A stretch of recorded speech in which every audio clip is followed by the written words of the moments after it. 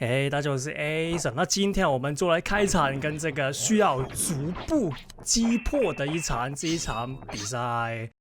那什麼是逐步擊破，或者是什麼打法需要逐步擊破？那其實又是我們熟悉的敵人，全副防禦型反裝的英雄盲眼劍客。对，那這種打法其實我相信也導致不少人都非常之頭痛。那因為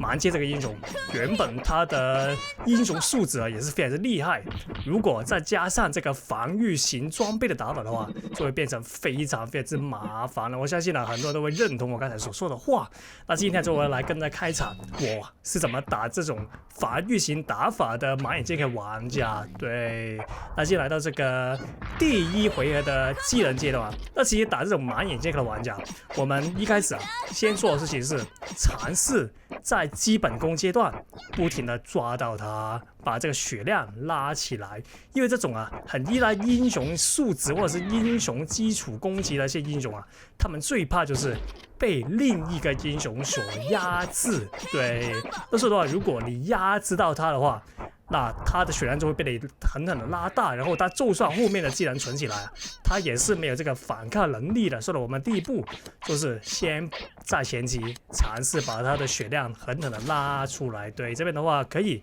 那前期打得不錯就直接把他的血量拉起來，然後他的裝備在後期也是沒有什麼太大作用。那已經來到這個第二回合了，也是一開始嘗試不停的抓他 ，OK 又抓到，那直接給他黑毛 combo。那個黑毛 combo 是我的那個前期拉血量那個主要攻擊手段。我這邊給他第二套，哎呦可惜，那就失手了，但是也成功把他打下去。那打這種全副防禦型裝備的玩家，其實打下去掉下去也是一個不錯的做法，因為也是那句。沒有素質1穿身上的那些玩家，他們的那個英雄的弱點都是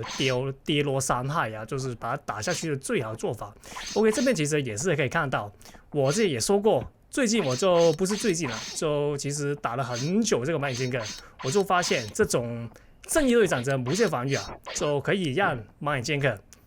不會繼尾進攻的同時也是會導致你可以抓到他，就是這個這麼好用的英雄而不是那個類似守護者那種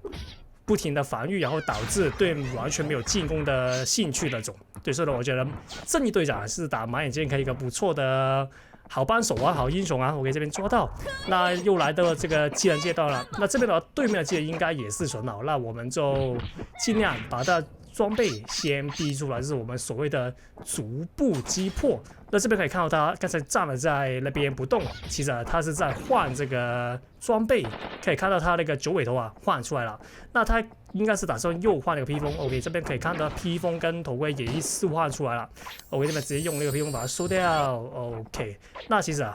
你看我好像在後期打的不是那麼辛苦，其實最大原因是在前期的那個基本功階段就把他狠狠的壓制了2回合，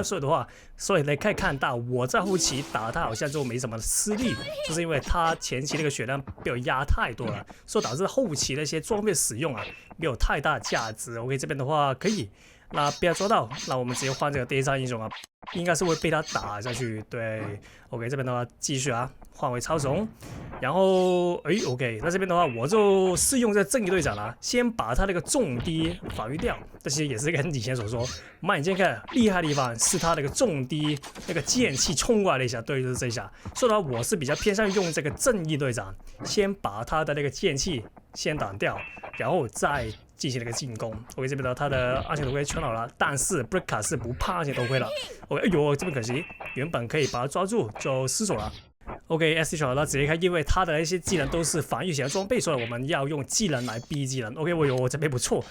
那這邊就好好的展示了正義隊長那個作為無限防禦英雄的好處，就是可以一邊走一邊防禦，就可以剛才就很好的避開了他那個盲劍 SD 那這邊就不錯，2招技能已經逼出來了，那逐步擊破的理論慢慢的實現出來了。那他現在應該是沒有這個 SD 披風跟